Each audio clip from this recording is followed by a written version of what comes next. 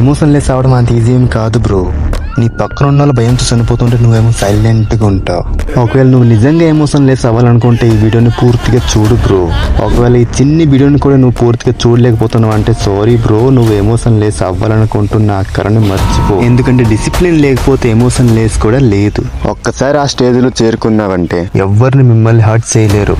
అదొక secret weapon. Okay, మనం ఇప్పుడు లెసన్లోకి వెళ్దాం. ఎక్స్పెక్టేషన్ తగ్గించండి, ఎవరిని నమ్మకండి, ఎవరు పర్మనెంట్ కాదు అని మెంటల్గా ఫిక్స్ అవ్వాలి. నంబర్ 2, ఇది నీ అవతల వాళ్ళని పూర్తిగా నీ గురుండి ఆలోచన చేసేలా చేస్తుంది. డిస్టెన్స్ మెయింటైన్ చేయి, టూ మచ్ అటాచ్మెంట్ ని అవాయిడ్ చేయి. ఫోన్ కాల్స్, మెసేజెస్, మాట్లాడడం ఇవన్నీ సడన్ గా ఆపేయి. ఏమైంది, నిన్నటి వరకు బాగానే ఉన్నాడు కదా, నేనేమైనా తప్పు చేశానా, నేనేమైనా అనేసానా, ఇలాంటి ఆలోచనలు వాడిలో వైరస్ లాగా చుట్టుకుంటాయి. నంబర్ 3, రియాక్ట్ అవ్వడం పూర్తిగా తగ్గించు.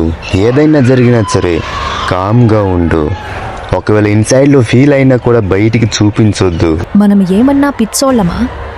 అందరూ భయంతో చనిపోతుంటే వాడు ఏమిటి ఇంత కామ్గా ఉన్నాడు? అసలు ఎలా? అప్పుడు అక్కడున్న నిన్ను చూసి ఆ భయానికి కూడా మీనింగ్లెస్ అవుతుంది బ్రో. నంబర్ 4, నువ్వెంత బిజీగా ఉండాలంటే నీ లైఫ్ లో only focusing for money, goals, success, emotion కి అస్సలు టైం ఇవ్వకూడదు. కానీ ఒక నిజం ఉంది, ఎమోషన్ లెస్ అవ్వడం అంత ఈజీ కాదు. ఇమేజిన్ చేసుకుని నువ్వు ఒక రూమ్ లో ఉన్నావు, అక్కడ నువ్వు తప్ప ఇంకెవ్వరు లేరు. అప్పుడు నువ్వు లోన్లీనెస్ గా ఫీల్ అవ్వకూడదు. మరి ఎలా?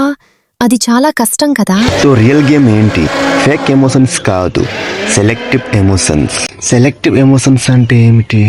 ఎవరికి ఫీల్ అవ్వాలి, ఎవరిని ఇగ్నోర్ చేయాలి, ఇది తెలిసినప్పుడే నువ్వు ఎమోషన్ లెస్ కి ఒక టైం బొమ్మలా మారుతావు. స్టోన్ లాగా అవ్వడం కాదు గోల్, డైమండ్ లాగా అవ్వాలి.